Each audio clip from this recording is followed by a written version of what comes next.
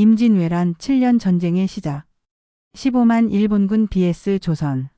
결국 어떻게 됐나. 1592년 4월 13일 조선을 뒤흔든 충격적인 소식이 전해집니다. 왜군 15만이 부산에 상륙했다. 200년간 평화롭게 지내던 조선이 하루아침에 전쟁터가 되었습니다. 도요토미 히데요시가 명나라 정복을 위해 조선을 발판으로 삼으려 한 것입니다. 7년간 이어진 처절한 전쟁, 그 시작을 함께 살펴보겠습니다. 평화로운 조선과 일본의 야망. 1592년 봄, 조선은 200년간 이어진 평화 속에서 안락한 나날을 보내고 있었습니다. 태조 이성계가 조선을 건국한 지 200년, 그동안 조선은 큰 전쟁 없이 문화와 학문이 꽃피는 태평성대를 누리고 있었지요. 한양 도성 안에서는 선비들이 성리학을 논하며 시와 글을 짓는 모습이 일상이었습니다. 백성들은 농사를 짓고 장사를 하며 평범하지만 평화로운 삶을 살아가고 있었습니다. 당시 조선의 인구는 약 1천만 명 정도였는데 대부분이 농민이었고 한양에도 20만 명 정도가 살고 있었습니다. 요즘 같이 평화로운 때가 또 있을까? 한양 시전의 상인들은 이렇게 말하며 장사에만 열중했습니다. 조정에서도 마찬가지였습니다. 문신들은 당파 싸움에 골몰하고 있었고 무신들은 오랫동안 전쟁이 없어서 실전 경험이 부족한 상태였습니다. 특히 조선의 군사력은 심각한 문제가 있었습니다. 평화가 오래 지속되면서 군사훈련이 소홀해졌고 무기도 낡은 것들이 대부분이었습니다. 성곽도 제대로 관리되지 않아 군데군데 허물어진 곳이 많았지요. 반면 바다 건너 일본은 완전히 다른 상황이었습니다. 일본은 1467년부터 시작된 생고쿠 시대, 즉 전국시대를 거치며 100년 넘게 계속된 내전을 경험하고 있었습니다. 전국 각지의 다이묘들이 서로 싸우며 세력을 키워나가는 혼란의 시대였지요. 이러한 혼란 속에서 등장한 인물이 바로 도요토미 히데요시였습니다. 원래 농민 출신이었던 그는 뛰어난 정치적 수완과 군사적 재능으로 점점 세력을 확장해 나갔습니다. 1590년 마침내 그는 일본 전국을 통일하는 데 성공했습니다. 이제 일본은 하나가 되었다.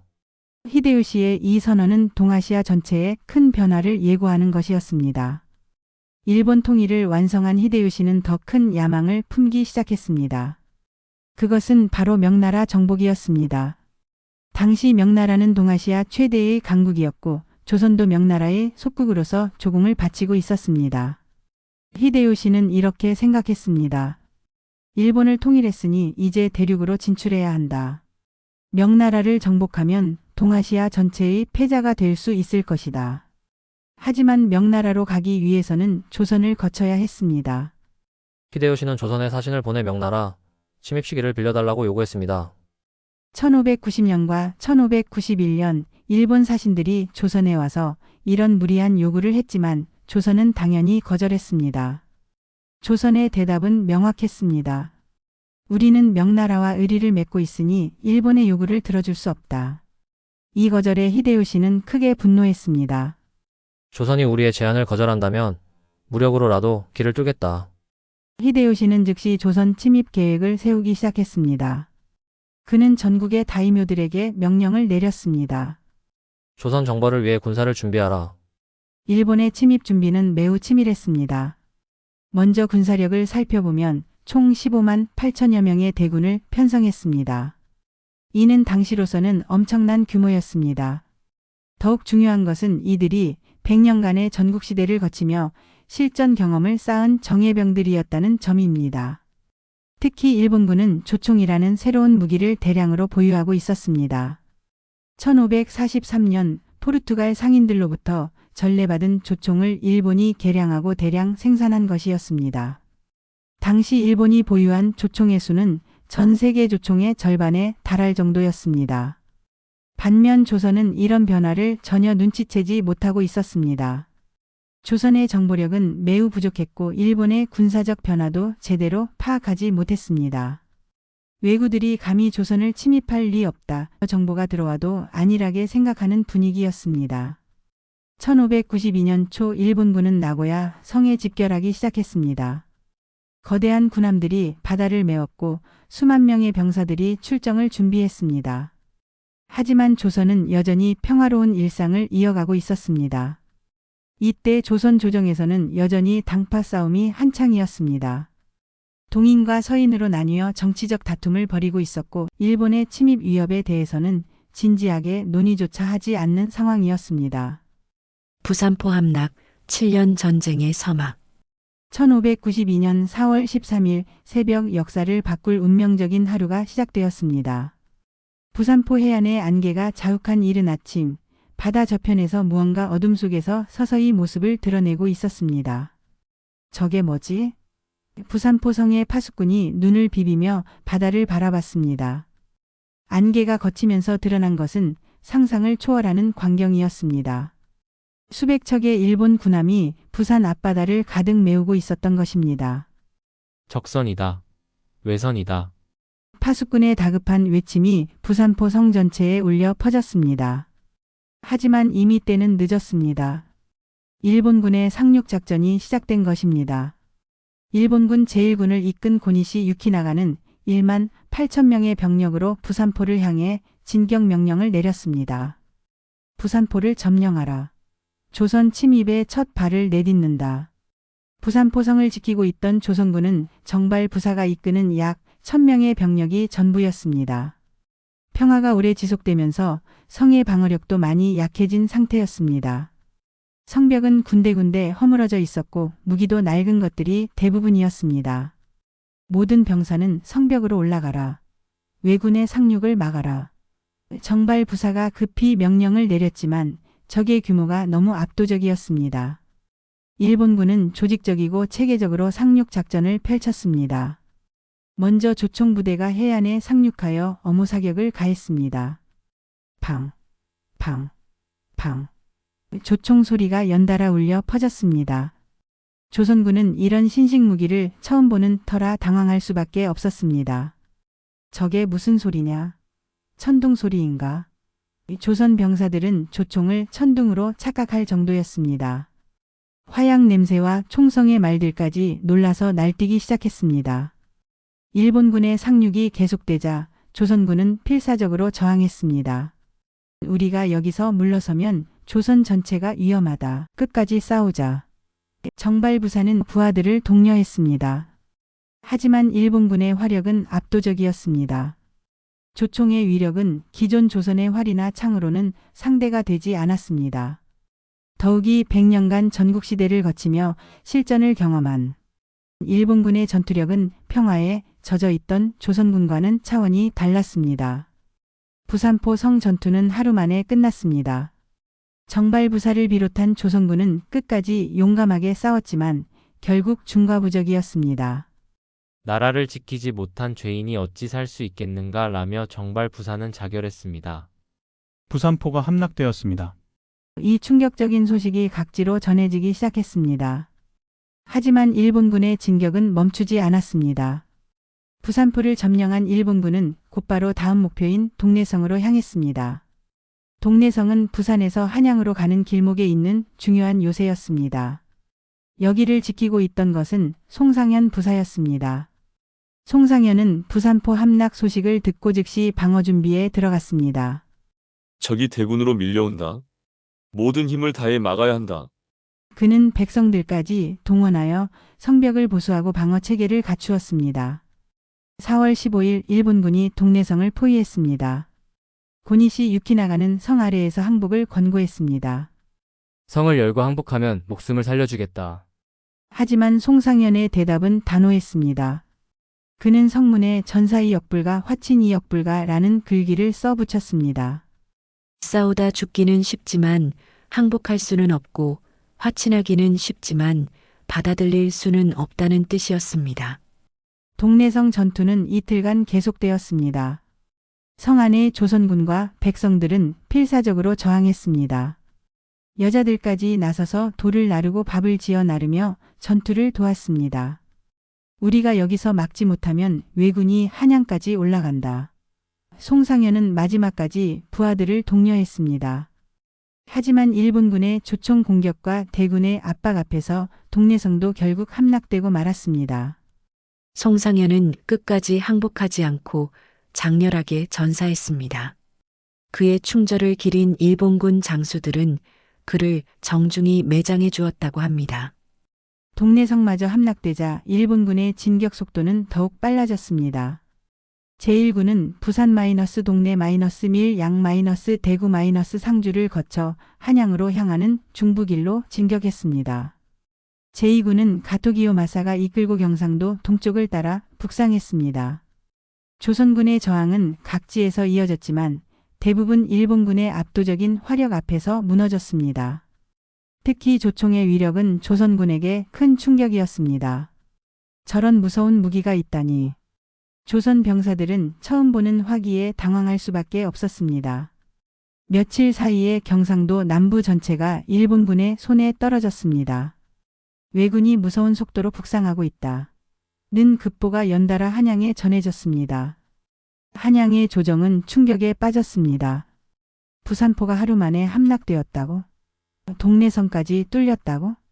믿기 어려운 소식들이 계속 전해지자 조정은 비로소 사태의 심각성을 깨닫기 시작했습니다. 선조의 피난과 조선 조정의 혼란.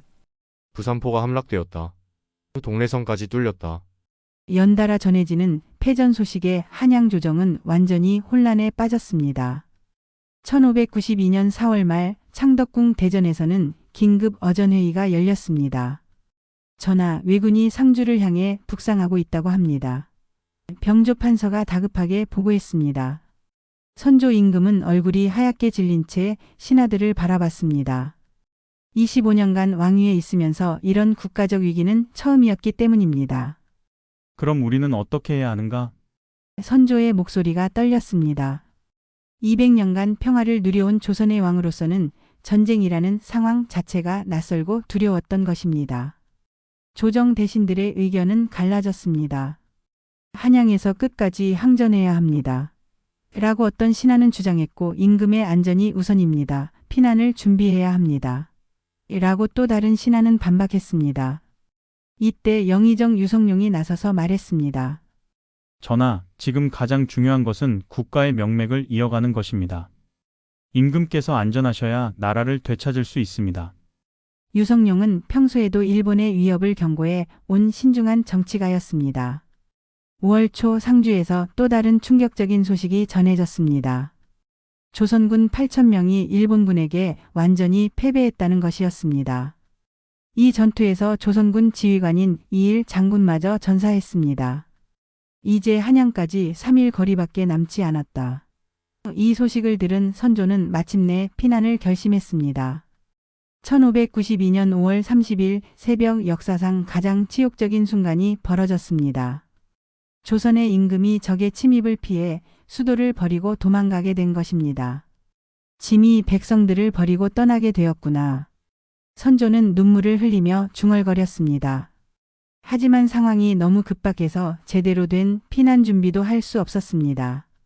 선조 일행이 한양을 떠나자 도성안은 순식간에 혼란에 빠졌습니다.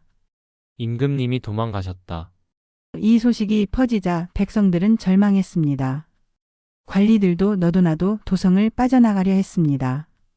더욱 심각한 일이 벌어졌습니다. 노비들이 관청에 불을 지르기 시작한 것입니다. 어차피 나라가 망하는데 뭐가 중요한가? 분노한 노비들은 자신들의 신분을 기록한 노비 문서가 보관된 장혜원과 형조에 불을 질렀습니다. 한양 하늘이 붉게 타올랐습니다. 한양이 불바다가 되고 있습니다. 피난길의 선조에게 전해진 소식은 더욱 참담했습니다. 200년 동안 지켜온 수도가 하루아침에 무너지고 있었던 것입니다.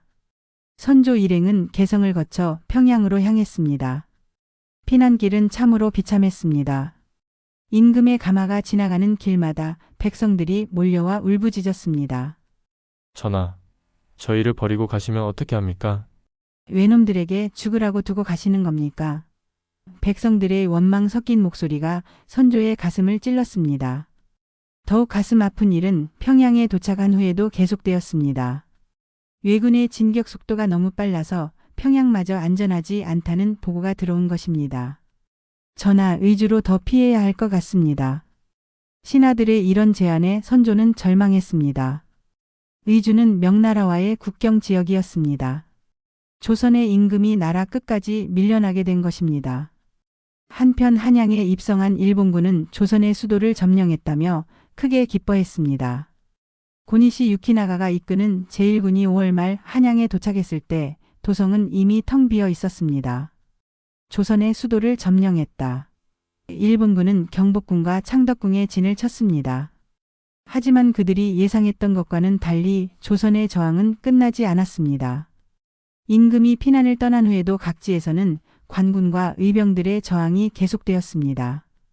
특히 전라도와 충청도 지역에서는 강력한 저항이 이어졌습니다. 의병의 봉기와 백성들의 저항. 임금님이 의주까지 피하셨다는데 우리가 가만히 있을 수는 없다. 1592년 6월 전국 각지에서 이런 외침이 터져 나왔습니다. 관군이 무너지고 조정이 혼란에 빠진 상황에서 백성들이 스스로 일어나 나라를 구하려 한 것입니다. 의병 활동의 시작은 경상도에서였습니다. 정인홍, 곽재우, 김명 같은 선비들이 앞장서서 의병을 모집했습니다. 특히 곽재우는 호응의 장군이라 불리며 의병 활동의 상징적 인물이 되었습니다. 나라가 위험에 처했는데 선비가 책만 읽고 있을 수는 없다. 곽재우는 자신의 재산을 털어 무기를 구입하고 병사들을 모았습니다. 그는 빨간 옷을 입고 다녔는데 이는 죽음을 각오했다는 의미였습니다.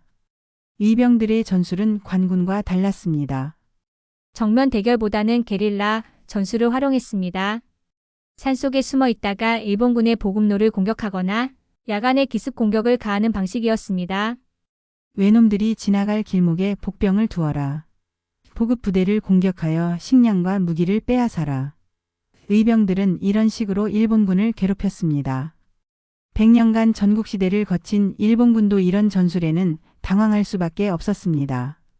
전라도에서는 고경명이 대표적인 의병장이었습니다. 나라를 위해 죽는 것이 선비의 도리라며 의병을 일으켰습니다.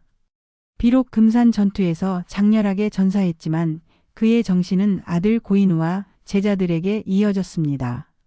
아버지의 뜻을 이어 나라를 구하겠다.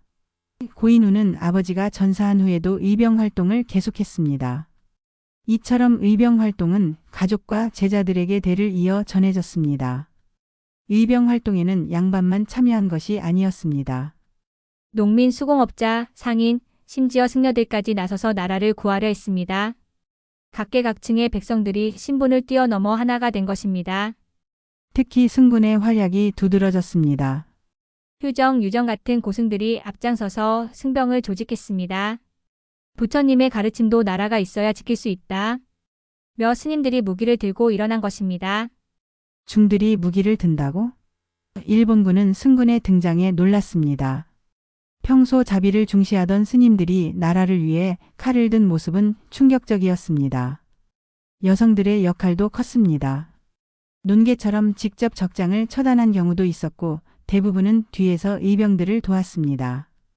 밥을 지어 나르고 정보를 수집하고 부상병을 치료하는 등 다양한 방법으로 저항에 참여했습니다. 우리 남편들이 싸우는데 우리가 가만히 있을 수 없다. 여성들은 자신들만의 방법으로 나라를 지키려 했습니다. 의병들의 활동은 일본군에게 큰 타격을 주었습니다. 특히 보급로 차단이 효과적이었습니다. 일본군은 본국에서 식량과 무기를 공급받아야 했는데 의병들의 공격으로 보급이 어려워졌습니다. 조선 놈들이 어디서 계속 나타나는 거냐. 일본군 지휘관들은 의병들의 끈질긴 저항에 당황했습니다. 정면 전투에서는 이길 수 있었지만 게릴라 전술 앞에서는 속수무책이었습니다. 더욱이 의병들은 지역 사정을 잘 알고 있었습니다. 어디에 숨을 곳이 있는지, 어느 길로 가야 안전한지, 어떤 주민들이 도와줄 수 있는지 모든 것을 파악하고 있었습니다. 저 산 너머로 가면 외놈들이 매복하고 있을 거야. 이 마을 사람들은 의병을 도와줄 거야. 의병들의 이런 정보력은 일본군에게 큰 부담이 되었습니다. 의병 활동은 단순히 군사적 저항만이 아니었습니다. 조선 백성들의 정신적 자립을 보여주는 상징이었습니다. 나라가 위험하면 백성이 나서서 지킨다는 전통이 이때 확립된 것입니다. 일본군의 진격 속도도 의병 활동 때문에 점점 느려졌습니다. 초기에는 파죽지세로 북상했던 일본군이 의병들의 저항에 발목을 잡히기 시작한 것입니다. 조선 정복이 이렇게 어려울 줄 몰랐다. 일본군 지휘관들은 예상보다 강한 저항에 당황했습니다. 조선을 빨리 점령하고 명나라로 진격하려던 계획에 차질이 생긴 것입니다. 의병들의 저항은 곧 있을 명군의 참전과 조선군의 반격을 위한 소중한 시간을 벌어주었습니다. 만약 의병들의 활동이 없었다면 일본군은 더 빨리 북상하여 더 큰 피해를 입혔을 것입니다. 명군의 참전과 전세 역전. 1592년 6월 선조가 의주에 도착한 직후 중대한 결정을 내렸습니다. 명나라의 구원을 요청하기로 한 것입니다. 조선이 속국의 예를 지켜왔으니 종주국인 명나라에서 도와주시기 바랍니다. 라는 간절한 구원 요청이 북경으로 전해졌습니다. 명나라 만력제는 처음에는 망설였습니다. 조선의 일에 우리가 개입해야 하는가? 하지만 일본의 진짜 목표가 명나라 정복이라는 사실을 알게 되자 태도가 바뀌었습니다. 일본 놈들이 조선을 발판으로 우리를 침입하려 한다면 가만히 있을 수 없다. 명나라의 첫 번째 지원군은 조선에 큰 희망을 주었습니다. 1592년 7월 부총병 조승훈이 이끄는 5,000명의 명군이 압록강을 건너 조선에 들어왔습니다. 명군이 왔다. 이 소식은 조선 전체에 희망의 소식으로 전해졌습니다. 하지만 첫 번째 명군의 성과는 기대에 못 미쳤습니다. 평양성 탈환 작전에서 일본군의 조총 공격에 큰 피해를 입고 후퇴할 수밖에 없었습니다. 명군도 외놈들의 조총을 당해내지 못하는구나. 조선인들은 실망했습니다. 이 패배를 본 명나라는 더 큰 규모의 지원군을 파견하기로 결정했습니다. 1593년 정월 이여송이 이끄는 4만 명의 대군이 조선에 도착했습니다. 이여송은 명나라의 명장으로 유명한 인물이었습니다. 이번에는 확실히 평양을 되찾겠다. 이여송의 자신만만한 선언대로 명군과 조선군 연합부대는 평양성 공격에 나섰습니다. 1593년 2월 8일 역사적인 평양성 탈환 작전이 시작되었습니다. 사방에서 동시에 공격하라. 이여송의 명령에 따라 명군과 조선군이 평양성을 포위했습니다. 성 안에 일본군은 고니시 유키나가가 지휘하는 1만 8천 명이었습니다. 평양성 전투는 치열했습니다. 명군은 대포를 동원해 성벽을 무너뜨리려 했고 일본군은 조총으로 맞섰습니다. 쾅, 쾅, 대포 소리와 팡, 팡, 조총 소리가 평양 하늘을 뒤흔들었습니다. 결정적인 순간은 김응서가 이끄는 조선군이 대동강 얼음을 건너 평양성 후면을 공격한 것이었습니다. 저들이 뒤에서 공격해 온다. 일본군은 앞뒤로 협공당하는 상황에 놓였습니다. 고니시 유키나가는 더 이상 평양을 지킬 수 없다고 판단했습니다. 평양을 포기하고 남쪽으로 후퇴한다. 일본군은 야밤에 평양성을 버리고 도망갔습니다. 평양을 되찾았다. 1593년 2월 9일 8개월 만에 평양이 해방되었습니다. 조선군과 명군은 기쁨의 함성을 올렸습니다. 더욱 중요한 것은 이 승리로 전세가 완전히 뒤바뀌었다는 점입니다. 평양 탈환에 이어 명군과 조선군은 남진을 계속했습니다. 개성을 거쳐 한양 근처까지 진격했습니다.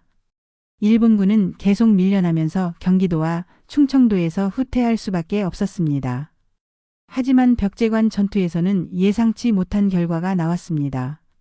1593년 1월 이여송이 이끄는 명군이 일본군의 매복 공격에 걸려 큰 피해를 입은 것입니다. 명군이 대패했다. 이 소식은 양군 모두에게 충격이었습니다. 벽제관 패배 이후 명군과 일본군은 서로 신중해졌습니다. 일본군을 과소평가했다 며 명군은 반성했고 명군의 화력이 만만치 않다 며 일본군은 경계했습니다. 이런 상황에서 양측은 강화 협상을 시작했습니다.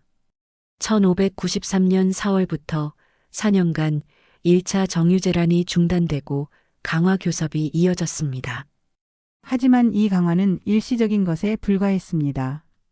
명군의 참전은 임진왜란의 성격을 완전히 바꿔놓았습니다. 조선과 일본만의 전쟁이 아니라 동아시아 3국이 모두 참여하는 국제전쟁이 된 것입니다. 더욱이 명군의 개입으로 일본의 대륙 진출 야망은 좌절되기 시작했습니다. 7년 전쟁이 남긴 교훈과 의미. 1598년 8월 18일 도요토미 히데요시가 죽자 일본군은 조선에서 완전히 철수했습니다. 이로써 7년간 이어진 처절한 전쟁이 마침내 끝났습니다. 하지만 이 전쟁이 남긴 상처와 교훈은 너무나 컸습니다. 먼저 인명피해를 살펴보면 그 참상을 짐작할 수 있습니다. 조선의 인구는 전쟁 전 약 1천만 명에서 전쟁 후 600만 명으로 줄어들었습니다. 무려 40%의 인구가 줄어든 것입니다. 전사자, 질병으로 인한 사망자, 포로로 끌려간 사람들을 합치면 엄청난 숫자였습니다. 우리 마을에서 살아남은 사람이 몇 명이나 될까? 전쟁이 끝난 후 고향으로 돌아온 사람들이 가장 먼저 한 말이었습니다. 가족을 잃고 집을 잃고 농토를 잃은 사람들이 대부분이었습니다. 문화재 피해도 심각했습니다. 불국사, 해인사를 비롯한 수많은 사찰이 불탔고 궁궐과 관청도 대부분 파괴되었습니다. 특히 조선 전기에 축적된 귀중한 서적들이 많이 소실되었습니다. 천년의 문화유산이 7년 만에 잿더미가 되었구나. 지식인들의 한탄이 깊었습니다. 하지만 이 전쟁을 통해 조선은 소중한 교훈도 얻었습니다. 첫째는 국방의 중요성이었습니다. 200년간의 평화에 안주하여 군사력을 소홀히 한 것이 이런 참극을 불러왔다는 반성이 일었습니다. 다시는 이런 일이 없도록 해야 한다. 전쟁 후 조선은 국방력 강화에 힘을 쏟았습니다. 새로운 무기 개발, 성곽수리, 군사훈련 강화 등이 이어졌습니다. 둘째는 백성의 힘을 재발견한 것입니다. 관군이 무너졌을 때 의병들이 일어나 나라를 지킨 것은 백성의 저력을 보여준 사례였습니다. 나라의 진짜 주인은 백성이다라는 인식이 생겨났습니다. 셋째는 기술의 중요성을 깨달은 것입니다.